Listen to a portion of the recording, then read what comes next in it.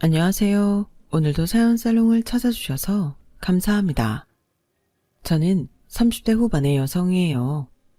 저도 한때는 좋은 직장을 갖고 사랑하는 사람을 만나 결혼해서 아무 탈 없이 남편과 사이좋게 알콩달콩 사는 게 꿈이었어요.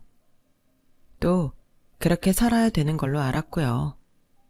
그래야 다른 사람들하고 비교했을 때 뒤처지지 않는다고 생각했죠. 인생의 고난과 같은 힘든 시기가 한 번쯤은 찾아온다고 하잖아요. 저한테는 그게 결혼이 될 줄은 꿈에도 몰랐어요. 그저 남들처럼 평범하게 연애하고 평범하게 결혼했다고 믿었는데 세상에, 제가 드라마에서나 보던 막장 인간을 만났을 줄 누가 알았겠어요. 아무도 생각하지 못했던 일이에요. 결혼 전 남편은 자기 일도 잘하고 똑똑한 사람인 줄로만 알았어요. 남편을 만나기 전 제대로 된 연애를 해본 적도 없었고 몇 번 가볍게 만남만 갔다가 남편과 사귄 거라 모르는 게 너무 많았던 것 같아요. 결혼하고 나서 보니 남편은 제가 알던 사람이 아니더라고요. 결혼 전에는 저한테 그렇게 잘하고 저 없으면 안 되다던 사람이 어찌나 차갑고 이기적인지 말 한마디 한마디 상처를 받았어요. 백승이, 집에서 놀고 먹으니까 좋냐? 야, 나도 너처럼 한번 살아보고 싶다. 어떻게 인간이 그러고 사냐? 집에서 빈둥대면서 밥이나 축 내고 남편 등골 빼먹고. 나 지금 이직 준비하는 거잖아. 내가 언제 윤성씨 등골을 빼먹었다고 그래? 실업급여 받고 퇴직금도 있고 윤성씨랑 똑같이 생활비 내고 있다고. 넌 네가 여전히 온실 속 화초인 줄 아는 게 문제야. 아주 공주 나셨어, 공주. 아니, 왜 내가 자란 환경을 갖고 그런 식으로 말해? 윤성씨 결혼하니까 이제 나한테 잘해줄 필요 없다는 거야? 그래서 나한테 이렇게 막 함부로 말해? 난 사실 그대로를 말하고 있는 것뿐이야. 솔직히 나도 네가 이렇게까지 공주일 줄은 몰랐다. 이거 칭찬 아니야. 어디가 어떡해. 구체적으로 뭐가 공주 같은데? 말해봐. 결혼하고 몇 개월 지나지 않아 이렇게 싸우는 게 일상이 돼버렸죠. 왜 결혼 전 사귈 때 같이 사계절을 다 겪어보라고들 하잖아요. 그런 말들에는 다 이유가 있다는 걸 저는 그제야 깨달았어요. 남편과 저는 6개월도 만나지 않고서 결혼을 했어요. 만나서 2달도 채 안 됐을 때 남편은 결혼을 하자고 하더라고요. 승희야, 너나 좋지? 나도 너만한 여자 다시는 못 만날 것 같아. 이 정도면 만난 시간이 중요한 게 아니지 않아? 그래도 너무 빠르지 않아? 뭐 윤성 씨랑 마음 잘 맞긴 한데 그래도 결혼은 좀 신중해야지. 너 혹시 너도 다른 사람들처럼 결혼 늦게 하고 싶은 거야? 그런 마음 없는 것도 아니야. 꼭 그러겠다는 건 아니지만 요즘은 결혼을 몇 살에 해야 되고 그런 건 없어진 것 같아. 내 친구들도 다 뭐 배우러 많이 다니고 투잡하고 그러거든. 우리 엄마 아빠도 결혼하라고 재촉하지 않으시니까 나도 너무 빨리 할 필요는 없지 않나 생각해. 근데 너 30 중반이면 빠른 건 아니야. 예전하고 비교하자는 건 아니지만 우리 둘 다 결혼하고 애까지 있어도 이상하지 않잖아. 승희 너네 부모님도 내가 너한테 얼마나 진심인지 알면 좋다고 하실 것 같은데. 이렇게 잘 맞는 사람들끼리 만나는 거 쉽지 않잖아. 그건 부모님이 더 잘하실걸? 그러면서 계속 결혼하자고 조르다시피 하기를 2달 정도 했어요. 나 그냥 평범한 대학 나와서 평범한 직장 다니는 사람이야. 지금 하는 일 안 맞아서 이직도 심각하게 고민하고 있고. 그런다 어디를 보고 그렇게 결혼하자고 하는 거야? 하, 너 그렇게 말하니까 내가 무슨 땅 꿍꿍이 있는 사람 같잖아. 넌 구김살 없고 행복해 보이는 게 좋아. 그냥 힐링돼. 그리고 사람 좋아하는데 이유가 따로 있어? 직장이니 연봉이니 학력이니 이런 건 진심이 아닌 사람들이 따지는 거지. 결혼은 그런 거 보는 게 아니잖아. 난 처음 볼 때부터 너가 내 사람이라는 감이 딱 왔어. 남편은 그래도 웬만한 직장에 전세에 차도 있어서 어느 정도 구색은 맞추고 사는 사람이었거든요. 그런 사람이 저 좋다고 계속 결혼하자고 하니 진짜 사심 없이 순수하게 저 하나만 보는 줄 알았어요. 그만큼 저한테 배려도 잘해주고 자상했고요. 어쩌다 친구들하고 1박 놀러라도 가면 잘 도착했는지, 밥은 잘 먹었는지, 잠자리는 불편하지 않은지 때마다 전화를 해서 물어보고 하니 친구들이 대놓고 질투할 정도였어요. 승희 네 남친 이 정도면 집착인데? 아니지, 저건 진짜 사랑인 거지. 아무튼 부럽다 야. 그냥 빨리 결혼해버려. 아주 너 어디로 사라질까봐 전전긍긍하는 것 같다. 친구들은 저를 반 놀리듯 부러워하는 말들을 쏟아냈어요. 그래도 저는 결혼할 마음의 준비가 되지 않았고 그 사람이 너무 제 생활에 간섭한다는 생각도 들어서 잠시 떨어져서 시간을 가져보자고 했죠. 그래야 저도 이 사람이 정말 좋은지 결혼해도 될지 알 수 있을 것 같았어요. 내가 혹시 실수한 거 있으면 다 잘못했으니까 용서해줘. 나 너랑 못 볼 거 생각하니 마음이 벌써부터 이상해. 시간 갖자는 말만은 제발 하지 마. 이대로 헤어질 것 같단 말이야. 저는 그때 이 사람이 저한테 진심이라는 마음이 들었고 결국 결혼하자고 그의 프로포즈를 수락했어요. 친정에서는 딱히 남편을 마음에 들어한 건 아니었어요. 지 또래 애들보다 빠릿한 것 같긴 하다만 엄마는 잘 모르겠구나. 널 그렇게 좋아한다니 그거 하나 보는 거지. 엄만 마음에 드는 거 아니다. 아빠는 별다른 말씀은 없으셨지만 엄마와 같은 생각이라는 표정으로 저를 쳐다보셨어요. 승희 넌 진짜 이 결혼 하고 싶은 거지? 네 마음만 확고하다면 그걸로 됐다. 아빠가 그렇게 말씀하셨을 때 다시 심사숙고해야 됐던 거죠. 결혼한 다음 그 인간의 행동은 저를 그렇게 좋아했던 모습과 너무 달라서 정말 속았다는 생각이 들었거든요. 그 인간의 속내가 아주 잘 드러났던 건 결혼하고 5개월쯤일 때 저한테 하나밖에 없던 오빠가 갑자기 세상을 떠났을 때였어요. 정말 너무 어이없게도 사업차 출장을 갔다 돌아오는 길에 휴가를 내서 갔던 리조트에서 오빠는 실족사를 하고 말았어요. 사실 오빠가 사업을 하고 있었고 그 사업이 꽤 잘 되고 있었거든요. 그런데 갑자기 오빠가 세상을 떠나니 친정에서는 집안의 기둥을 잃어버려 다들 황망하고 허탈해했어요. 부모님은 거의 제정신이 아니셨고요. 오빠가 없다고 친정이 당장 쓰러질 만큼 부모님이 능력 없는 분들은 아니었지만 정신적 심리적 타격은 굉장히 컸어요. 저희 집은 평소에 그렇게 돈 있다고 티내지를 않아서 저희 부모님한테 재산이 얼마나 있는지, 얼마나 현금을 갖고 있는지 아는 사람이 거의 없었어요. 그건 남편도 마찬가지였고요. 남편은 그저 오빠 사업 때문에 저희 친정이 잘 사는 줄 알고 있었어요. 바로 이때 남편이 본 모습을 드러내기 시작했어요. 니네 친정 성민이 형 돌아가셨다고 바로 어떻게 되는 건 아니지? 그래도 너랑 형, 니네 부모님이 별 걱정 없이 키우신 것 같은데 왜 이렇게 집이 어수선해? 돈 받으러 오는 사람들도 있는 것 같던데? 아, 그거 오빠 채무 관계 있는 사람들인 것 같아. 장례식 끝나고 온다더니 지들도 사정이 급한지 왔더라고. 제 말에 남편 표정이 험악해지더니 이렇게 말하더라고요. 그거 빚 좋은 개살구였나 본데? 허참, 겉보기에는 성공한 청년사업가 같더니만 이래서 속을 까봐야 한다니까. 넌 그런 얘기는 왜 미리 안 한 거야? 무슨 얘기? 오빠 채무? 사업하는 사람들 그런 문제는 다 조금씩 있는 거잖아. 그리고 내가 오빠 사업에 대해 굳이 윤성 씨한테 얘기할 게 뭐 있겠어? 정말. 진작 내가 그 회사 들어가서 일을 했어야 되는데. 그럼 회사 사정도 알고 정리할 건 정리할 수 있었는데 말이야. 무슨 소리야? 우리 오빠가 일을 못해서 이렇게 됐다는 거야? 아니면 뭐야?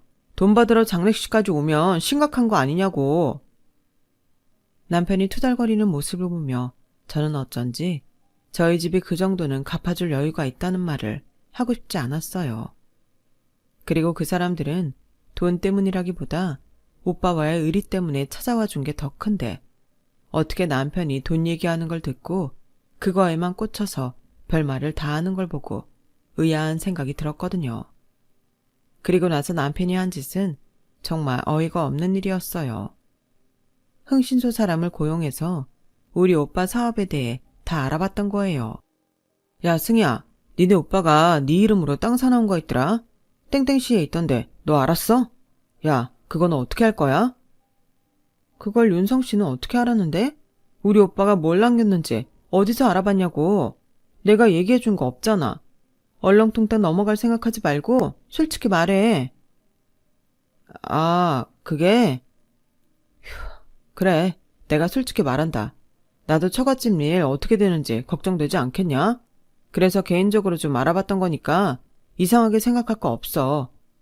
아무튼 그건 그거고 너 그 땅 어떻게 할 거냐고. 뭘 어떻게 해. 오빠가 남긴 건데 소중히 잘 가지고 있어야지. 그거 팔 생각은 없어? 그쪽 재개발 소문 돌던데 이럴 때 팔면 잘 쳐서 받을 수 있다니까. 너 요새 일도 안 하는데 그런 돈이라도 집에 가져와야지. 발 같은 소리를 해. 그런 정보 어디서 알아낸 건지 모르지만 난 천배가 뛴다고 해도 팔 생각 없으니까 그런 줄 알아. 야, 솔직히 너 돈 바닥나고 있잖아. 그거 안고 있으면 뭐해? 한 푼이라도 가게 경제에 도움이 될 생각을 해야지. 나 먹고 쓰는 거 윤성 씨 돈 안 쓰면 되잖아. 그때부터였어요.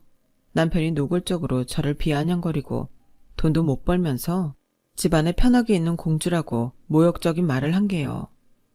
결혼하고 거의 반년 넘은 때였는데 저는 친정 부모님들이 남편을 못마땅하게 여기셨던 게 떠오르면서 제가 속았다는 생각이 날이 갈수록 심해졌어요. 저는 남편이 오빠 사업체 뒷조사를 했다는 사실을 알고 남편의 휴대폰을 몰래 뒤져서 흥신소 연락처를 알아냈어요. 저는 그 흥신소를 찾아가 남편이 준 돈의 2배를 주며 남편이 또 뭘 의뢰하면 바로 저한테 알려달라고 했어요. 자기 본 모습을 드러낸 남편은 집에도 잘 들어오지 않았고 술 마시고 새벽에 들어와 소리를 지르고 옷만 벗어 던지고는 다시 나갈 때가 많았어요. 저는 그 모습을 보고 제가 사기 결혼을 당한 거나 마찬가지라는 사실을 깨달았죠. 저는 그렇게 감성적인 사람이 아니라서 그런지 막상 제가 험한 일을 맞닥뜨리니 남편이 실은 어떤 사람이었는지 내가 어떤 상황에 처해 있는지 전보다 더 또렷하게 판단하게 되더라고요. 그러는 중에 남편 생일이 되었고 저는 아무리 사이가 정같지 않고 제가 속은 것 같아도 생일은 생일이니 챙겨줄 생각에 케이크와 선물을 준비하고 저녁에 일찍 오라는 문자를 남기고 음식을 장만했어요. 하지만 이 인간은 제 성의를 깡그리 무시했고 연락도 없이 새벽 4시나 돼서야 슬금슬금 집에 들어오더라고요. 뭐 기분 좋은 일이 있었는지 콧노래까지 부르면서요. 윤성 씨 생일은 그래도 집에 일찍 들어오든지 나랑 보내야지. 이러려고 나보고 그렇게 결혼하자고 했어? 윤성 씨 변한 거 우리 오빠 하늘나라 간 다음부터인 것 같은데 내 말 맞지? 우리 엄마 아빠 그래도 윤성 씨 생일 챙긴다고 선물도 보내주셨는데 그건 받고 생일은 혼자 즐긴다고? 와, 진짜 해도 너무하는 거 알지? 야, 나 친구 많아. 내 생일에 내가 좋아하는 사람들이랑 보내겠다는데 네가 무슨 상관이야. 나야말로 결혼했다고 기념일까지 집에 묶여서 사람들도 못 만나야 되겠냐? 어? 너 그동안 집에만 있었다고 감 떨어졌어? 사회생활하는 사람한테 왜 이렇게 바라는 게 많아? 생일 챙겨주신 건 고마운데 사실 선물이라고 이런 저렴한 넥타이에 면도기 같은 거나 보내주실 줄 몰랐네. 아주 니네 오빠 죽고 빈티를 팍팍 낸다 싶더라. 에휴, 이러려고 너랑 결혼한 게 아닌데. 그 말은 저랑 결혼한 이유가 집으로 수없이 말했던 제가 좋아서가 아니라 다른 꿍꿍이가 있다는 뜻이겠죠. 저는 흥신소 얘기를 확 터뜨려버릴까 하다가 꾹 참고 넘어갔어요. 홧김에 그런 좋은 카드를 질러버리면 남편이 또 다른 수를 쓸 수도 있는 거잖아요. 저는 전에는 한 번도 해본 적 없는 머리를 이렇게 굴릴 수 있다는 게 신기했어요. 남편은 정말 사람을 악에 바치게 만들고 있었어요. 그런 중에 흥신소에서 잠깐 보자고 연락이 왔어요. 사모님, 남편분이 사모님 친정 경제 상황에 대해 조사해달라고 하더라고요. 어떻게 할까요? 제가 남편이 준다는 돈이 2배 더 드릴 테니 저희 아빠 재산 밝히지 말아주세요. 뭐 그렇게 말씀하신다면요. 제가요, 나쁜 마음 먹으면 양다리 걸칠 수 있는 거 충분히 아시죠? 그런데 제가 이렇게 사모님께 솔직하게 하는 건요. 남편분 뒷조사를 좀 해봤는데 이게 참. 흥신소 직원은 제게 사진을 한 장 보여줬어요. 남편이 웬 여자하고 같이 팔짱을 끼고서 해변가를 돌아다니는 사진이었어요. 실은 제 여동생 남편이 바람 피워서 한참 마음고생하다가 이혼했는데요. 이 사람 회사에서도 보니까 평도 안 좋고요. 사람 이용한다고 하더라고요. 실은 저한테도 돈 주겠다고 하고 이런저런 핑계대고 제대로 안 준 것도 있고요. 제 여동생 생각도 나고 사모님은 또 주신다는 돈 확실히 주시니 그래도 제가 의리를 지켜야겠다 싶어서요. 그러면서 흥신소 직원은 USB 하나를 건네더라고요. 그 안에는 남편이 그 여자와 어디서 뭘 하고 다녔는지, 얼마나 만났는지, 무슨 대화를 나눴는지 전부 들어있었어요. 그중에 정말 기가 막혔던 건 이런 말이었어요. 연희 누나, 나 누나밖에 없는 거 알잖아. 진짜 백승이 걔네가 이렇게 망할 줄 어떻게 알았어. 그 오빠 사업에 빨대 꽂고 우리 둘 다 꿀 빨 수 있었는데 회사 경영도 다른 사람한테 넘어가고 가족한테 남은 게 없어. 그나마 승희한테 있는 재개발 지역 땅이 알짜인데 조금만 기다려. 내가 어떻게 해서든 그 땅 빼먹고 이혼할 테니까. 응? 나도 이렇게 만나는 거 너무 싫다고 누나. 여자와 서로 끌어안고서 남편이 말하는 영상을 보는데 등줄기에서 소름이 돋더라고요. 어쩌면 오빠는 세상을 떠나면서 저에게 진실을 알 수 있는 기회를 준 건지 모르겠다는 생각이 들 정도로 배신감도 컸고요. 알고 보니 남편은 그 여자와 저랑 사귀기 한참 전부터 만나고 있었고 그 여자는 결혼한 상태에서 남편을 만났다가 시댁에서 알게 돼서 이혼을 하고 혼자 오피스텔에서 살고 있었어요. 처음에 둘이 어떻게 알게 된 사이인지는 모르겠지만 흥신소에서는 건전하지 못한 곳에서 만난 건 확실하다고 하더라고요.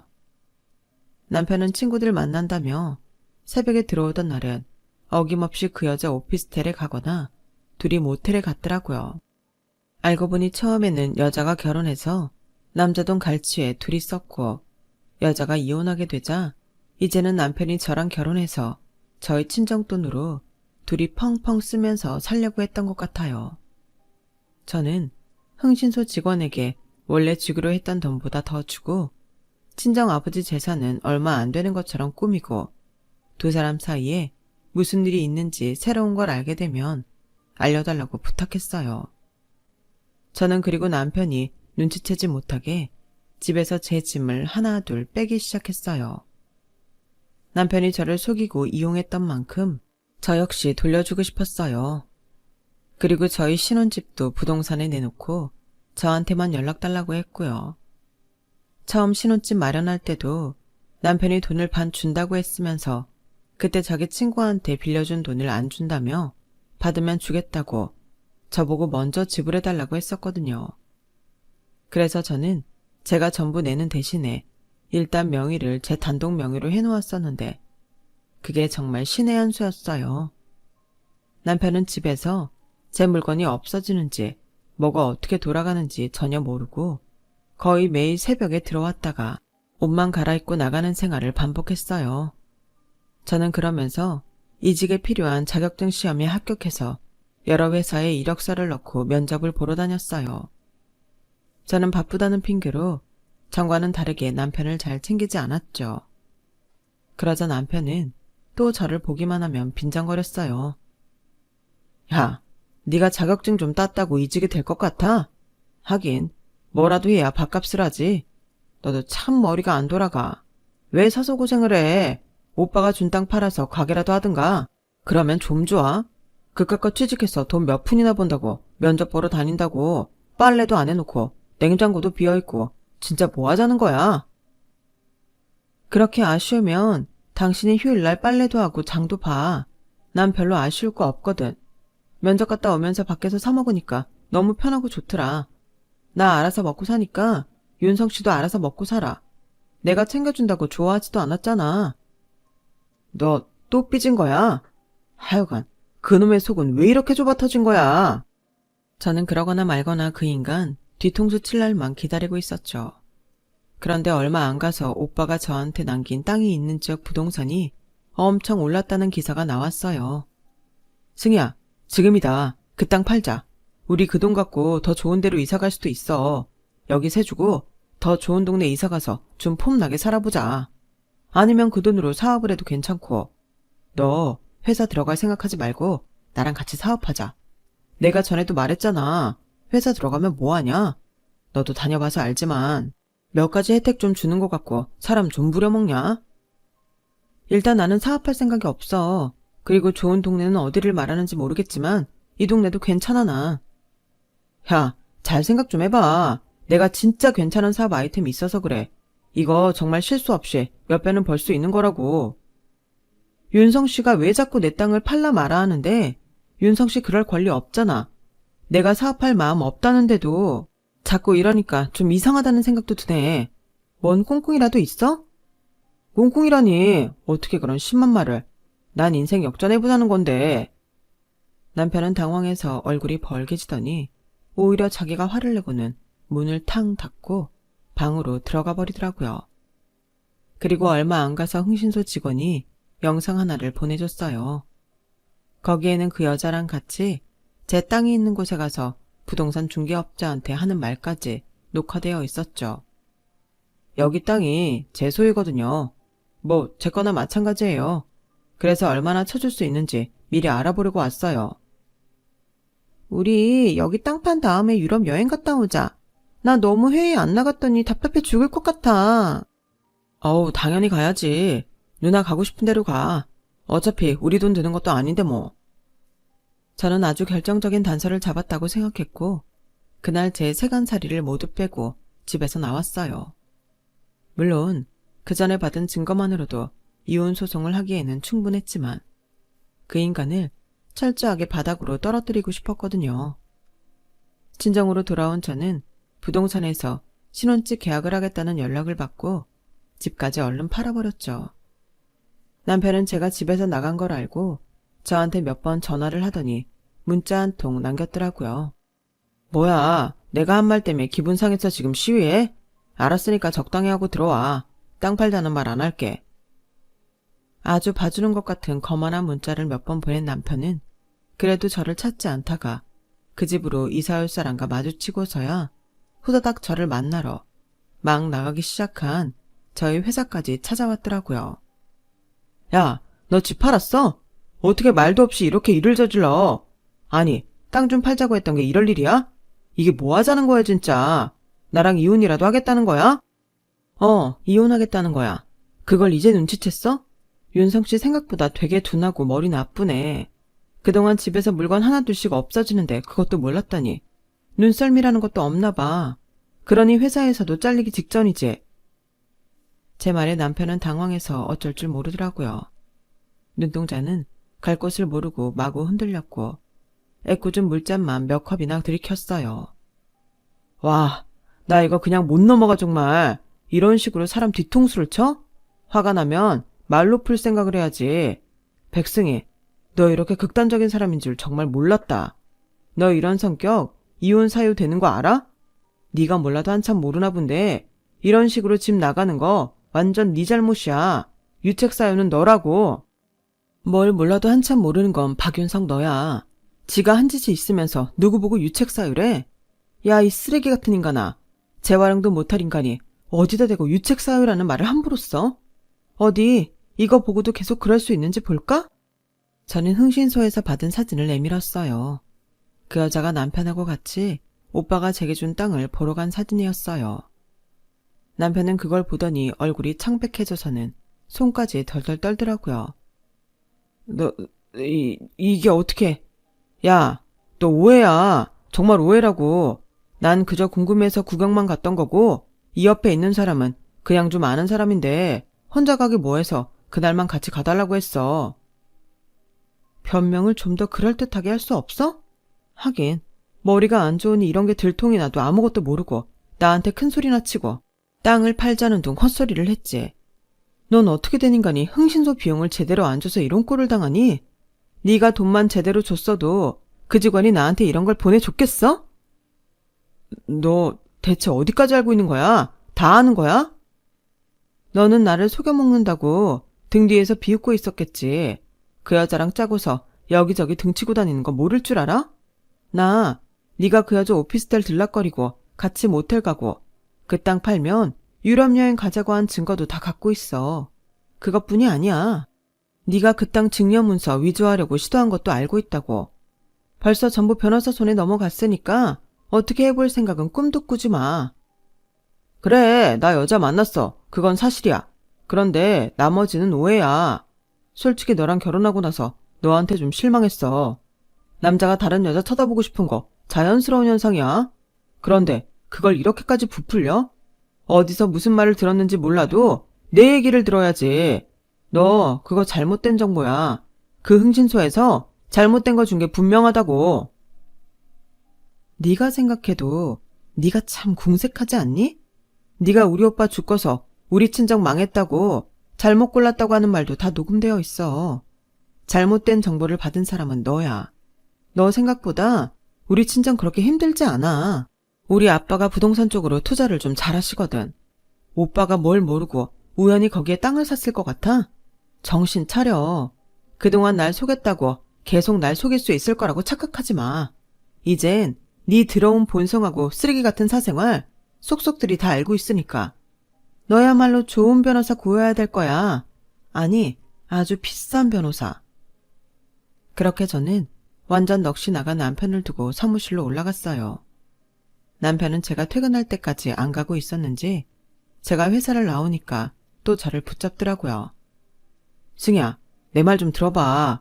네가 잘못 알고 있는 거 있어.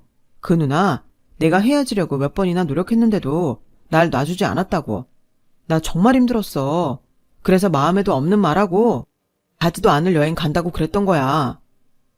그래? 정말 그러면 그 여자 앞에서도 그렇게 말해봐. 저는 남편을 데리고 한 카페로 들어갔어요. 거기에는 제 연락을 받고 저를 기다리고 있는 남편의 여자가 있었죠. 남편은 여자를 보더니 더 놀라서 아주 미치려고 하더라고요. 이 인간이 그러는데 황연희 씨랑은 너무 헤어지고 싶은데 그쪽이 놔주지 않아서 다 거짓말을 했다던데요. 사실이에요. 여자는 충격을 받은 표정이었지만 아무 말도 못하고 그저 제 얼굴만 살피고 있더라고요. 무릎 위로 올린 두 손이 바들바들 떨리는 걸 보니 꽤 긴장하고 있는 건 알겠더군요. 나 당신하고 이 인간 둘이 어떻게 붙어먹고 무슨 짓 했는지 증거 다 있거든요. 그런데 이제 와서 이 인간이 우리 집에 돈 좀 있는 거 알고 당신 버리겠다네요. 어쩌시겠어요? 당신 나한테 빨대 꽂고 쪽쪽 빨아먹으려고 하던 거 다 텄다고.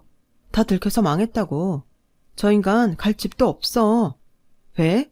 저 인간 돈 없대서 다 내 돈으로 살면서 명의도 내 걸로 해놓았는데 저 인간이 그거 제대로 확인 안 했거든.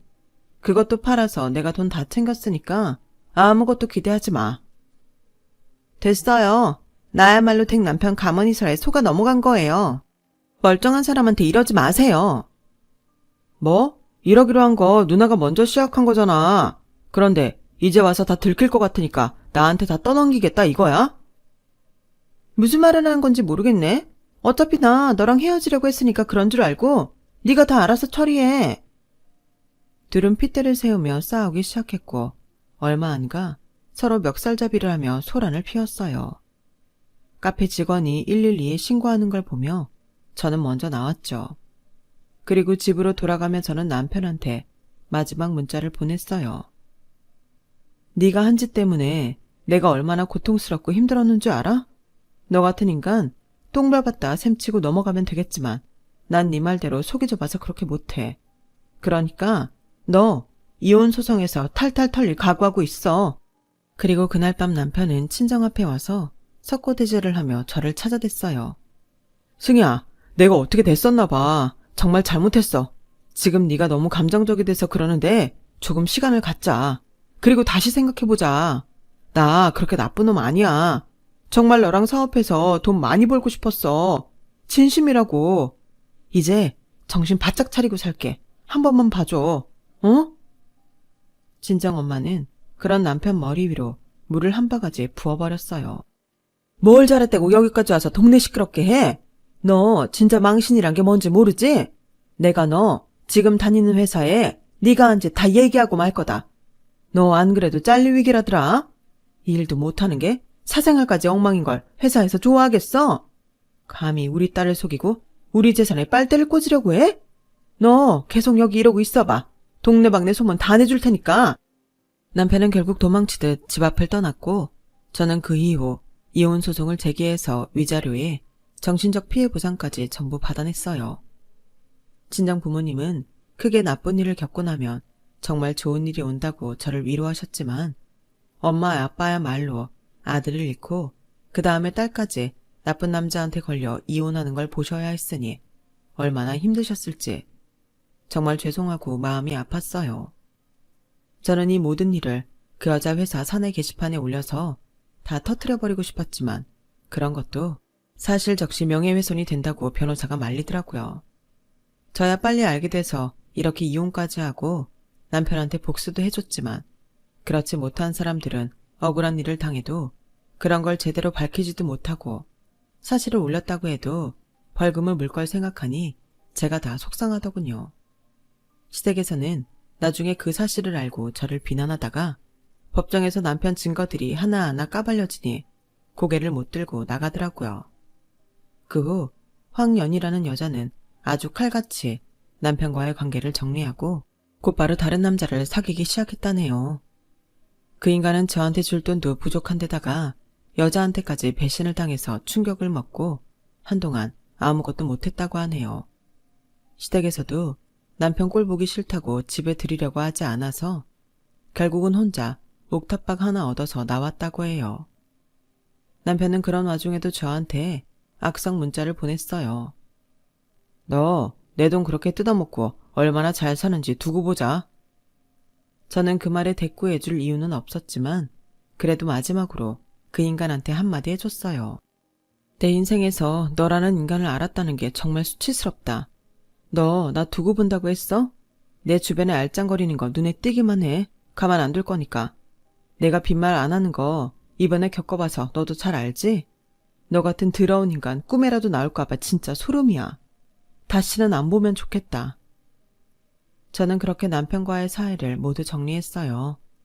친구들은 한창 즐겁게 지낼 시기에 저는 얼떨결에 결혼했다가 너무 큰 충격을 받고 이혼까지 하게 됐네요. 제 인생이 이렇게 될 줄은 저도 정말 몰랐어요. 하지만 부모님 말씀처럼 밑바닥까지 내려갔으니 올라갈 일면 남았다고 생각하며 열심히 사니 다시 마음도 회복되고 새로운 남자친구도 만나게 됐네요. 다행히 제가 예전처럼 어리석지 않아서 이번에는 제대로 좋은 남자를 알아본 것 같아요. 꼭 결혼하려는 건 아니고 친구로 있는 것만도 만족해요. 저희 부모님도 지금 남친을 좋아하시고 남자도 제 과거를 다 알고 받아줬지만 결혼은 망설여지네요. 그래도 앞으로는 행복한 날들만 있을 것 같다는 예감이 들어요. 제 이야기는 여기까지예요. 다들 건강하고 행복하세요. 감사합니다. 여러분, 사연 댓글에 응원과 현명한 조언 부탁드려요. 좋아요와 구독은 저에게 큰 힘이 됩니다. 오늘도 좋은 일 가득하세요.